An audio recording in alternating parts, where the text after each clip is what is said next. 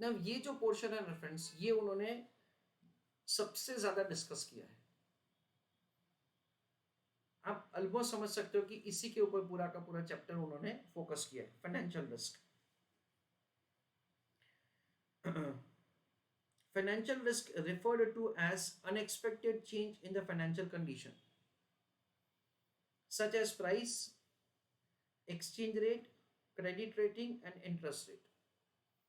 तो प्राइस में हम लोग क्या समझेंगे, दैट्स ए जो प्रोडक्ट हम लोग मैन्युफैक्चर करके बेच रहे हैं उसका प्राइस गिर गया, that is what we understand is the price risk. Exchange rate, जहां से हम लोग इंपोर्ट कर रहे हैं वो करेंसी एप्रिशिएट होता है, जहां हम लोग एक्सपोर्ट कर रहे हैं वो करेंसी डिप्रिशिएट हो रहा है।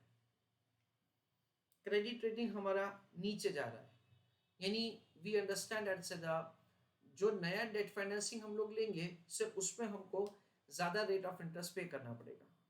नया इक्विटी शेयर्स इशू करेंगे देन इन दैट केस उसमें हमको कम प्राइस पे इशू करना पड़ेगा, ऐसा कुछ भी। इंटरेस्ट रेट पे उनका कहना ऐसा है दैट से जो भी अगर हमने फ्लोटिंग रेट से बोरो किया है और फ्लोटिंग रेट ऊपर जा रहा है, that is the interest rate risk. Though political risk is not a financial risk in direct sense, but the same can be included as any unexpected political change in any foreign country may lead to country risk, which may ultimately result into other financial loss। तो political risk उन्होंने directly नहीं बोला है, but indirectly it is also considered to be the part of the financial risk.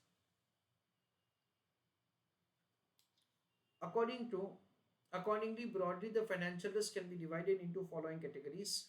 तो फिर उन्होंने आगे उसको डिवाइड किया है, काउंटर पार्टी रिस्क, उसके बाद political risk, interest rate risk and currency risk. तो देखो उन्होंने फाइनेंस रिस्क है ना उसका ये सेग्रीगेशन किया है। थोड़ा थोड़ा पहले डिस्कस कर लेते before we read the content. देखो काउंटर पार्टी का मतलब क्या होता है कि मैंने किसी को गुड्स बेचा और उन्होंने मुझे पेमेंट नहीं किया, तो bad debts is what we understand is a counter party risk. मैंने किसी को लोन दिया और उन्होंने मुझे लोन का रीपेमेंट नहीं किया, that is a counter party risk. मैंने किसी को गुड्स परचेज करने के लिए एडवांस पेमेंट किया, उन्होंने मुझे गुड्स नहीं भिजवाया, is counter party risk. Political, यानी कि we understand it's the change in the central government state government policy. तो जो डायरेक्शन में मेरे को ऐसा लग रहा था दैट से मेरा बिजनेस जाएगा, से सडनली उसमें कुछ चेंजेस आ सकता है। जो कंट्री में मैं गुड्स एक्सपोर्ट कर रहा था वहां पे एक्सपोर्ट बैन हो गया, जो प्रोडक्ट का मैं एक्सपोर्ट कर रहा था उसमें रिस्ट्रिक्शन आ गया। ऐसा कुछ भी हो सकता है, या तो फिर मैं out of my own country labours को मंगवाता था for the purpose of employment and for the purpose of discharging the work. Now the government says that so no, you cannot that is say call the employees in a way that आप labour को बाहर से नहीं बुला सकते हो। जैसे कि वी अंडरस्टैंड दैट से भाई यूनाइटेड स्टेट्स ऑफ अमेरिका में they always have a point that से भी आप बाहर से क्यों आदमी को बुलाते हो, अमेरिका में ही इतने लोग हैं, उन्हीं को एम्प्लॉयमेंट आप सबसे पहले दो। तो जो कंपनीज वहां बिजनेस कर रही है उनको हमेशा एक रिस्क है कि अगर लेबर लॉ वहां का बहुत स्ट्रिक्ट हो गया देन इन दैट केस जो चीप रेट पे उनको एम्प्लॉयज मिलते हैं उसके कंपैरिजन में उनको ज्यादा पे करना पड़ेगा। This is what we understand is a political risk. Interest rate risk, you borrow at a floating rate and floating rate of interest increases, you invest say at a floating rate and floating rate of interest reduces। Currency risk, we understand that the currency risk is same, import किया export किया in that. And there is one more risk say which they have added is say called liquidity risk. Liquidity risk का मतलब क्या है, that say you are not able to make the payments which have become due, that is for the liquidity risk. आपका cash inflow and outflow जो है ना वो आप मैच नहीं कर पाते हो। यूजुअली दिस इज व्हाट से फॉर अ बैंक, जिसमें हम लोग ऐसा समझते हैं कि जब ये भाई आपको डिपॉजिट्स को रिटायर करना होता है तभी आपका लोन का कैश इनफ्लो आना चाहिए, तो वो लिक्विडिटी आपको लाइक सही से मेंटेन करने का है। That is what we understand is the financial, that is liquidity risk. So let us start with the counter party risk. सबसे पहला जो हम लोग डिस्कस कर रहे थे ना, कीप द थिंग्स एट से वी हैव डिस्कस.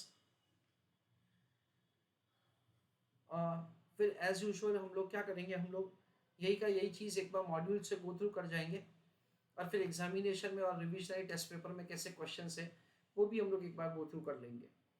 तो हमको एग्जैक्टली कैसे क्वेश्चंस पूछे जाते हैं उसका आइडिया आ जाएगा. Counter party risk. This risk refers to the non-honoring of the obligation by the counterparty which can be, यानी जो सामने वाला पार्टी है वो अपना जो भी उसका रिस्पॉन्सिबिलिटीज है वो डिस्चार्ज नहीं करता है, जिसकी वजह से हमको नुकसान जा रहा है. Failure to deliver goods for the payment already made और vice versa. Repayment of the borrowing and the interest rate etc. This risk is also covered in the credit risk that is default by the counterparty. Friends फिर आगे है ना, आगे उन्होंने ऐसा दिया है, which are the signals of the counterparty risk and how can we mitigate the counterparty risk. यही का यही चीज उन्होंने फिर हमको आगे समझाया है, जिसमें वो लोग हमको दो चीज समझाएंगे. How to have the signalling कि यहाँ पे रिस्क है, और दूसरा how we can mitigate the same. यहाँ पे फ्रेंड्स उन्होंने ये सब चीज कवर किया है. Evaluation of the appropriate method for the identification and management of the financial risk. देखो यहाँ पे सिर्फ फाइनेंशियल रिस्क के ऊपर उन्होंने फोकस किया है.